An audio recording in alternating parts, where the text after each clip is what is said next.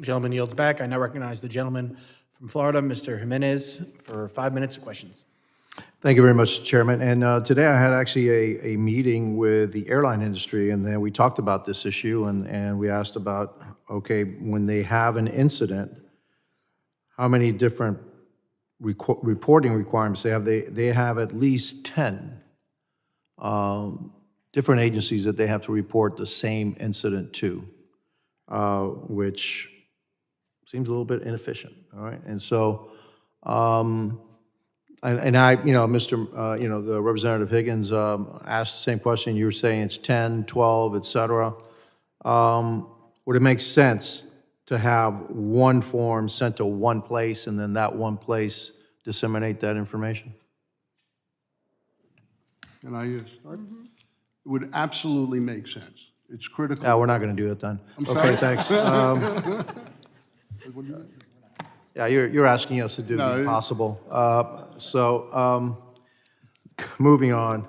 How many reportable incidents do you think there are? I guess you would know in your particular case, but across the United States, how many reportable incidents do you think there are per day? Per day, yeah. What definition are you using, and what's I mean, the threshold? something that requires a report, well, something that requires an industry to write a report. How many of those incidents occur per day here in the United States? Do anybody have any idea? I would take a guess here. I think over 1,000 incidents could be reported daily. Over 1,000? Over 1,000, collectively across the entire, our sector. Just your sector? Just my sector. Just sector. How about banking? I struggle to answer that because of the threshold. You have incidents or events that might occur constantly, but they don't necessarily rise. No, I'm to the saying level that we reportable. think I'm is- saying reportable.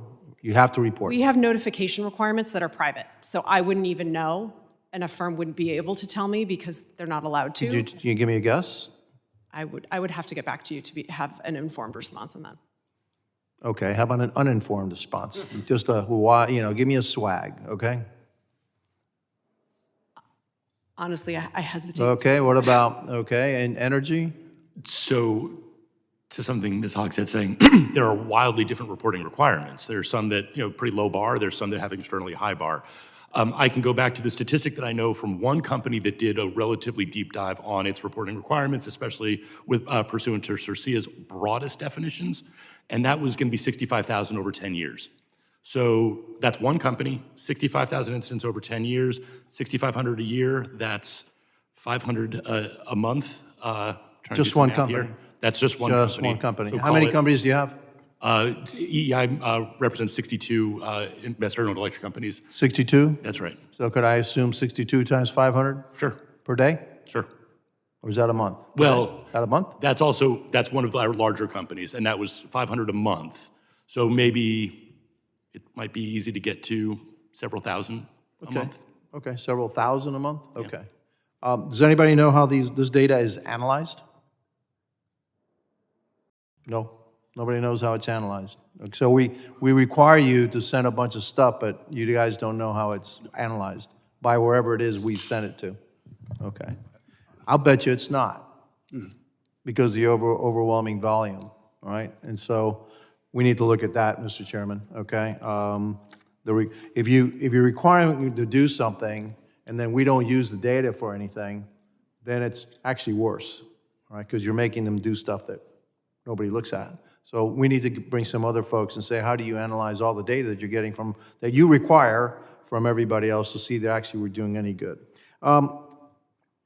Mr. Aronson, you talked about, we asked about offensive capability. You don't have offensive capability. You don't want to use offensive capability. So that's a pretty thorny topic. I'll go. No, I just want to ask, would you like to use offensive capability? No, the private sector would not like to, the electric companies would not like to get into. You just want to get punched cyber- over and over again? Just get punched once and Well, punched this is again, where and punched again, government and comes punched in. again? So there are two ways you deter, right? Deterring, the attack does not have the intended consequence. That's on the private sector to protect its systems in a way that we can withstand a lot of punches. The other way you deter is an attack has a consequence, and we would believe that that is fully the purview of our intelligence and national security apparatus. But we don't have the resources to do that all the time, but so we would, what if we charge or allow the private sector with all their resources, et cetera, to allow to counterpunch? You wouldn't want that? So depends how you define counterpunch. I don't want to speak for the banks, but this notion of inking the money bag, that could be construed as My time is up, and hopefully we'll have another round, because I really want to get into that one, okay? Thank you, and I yield back.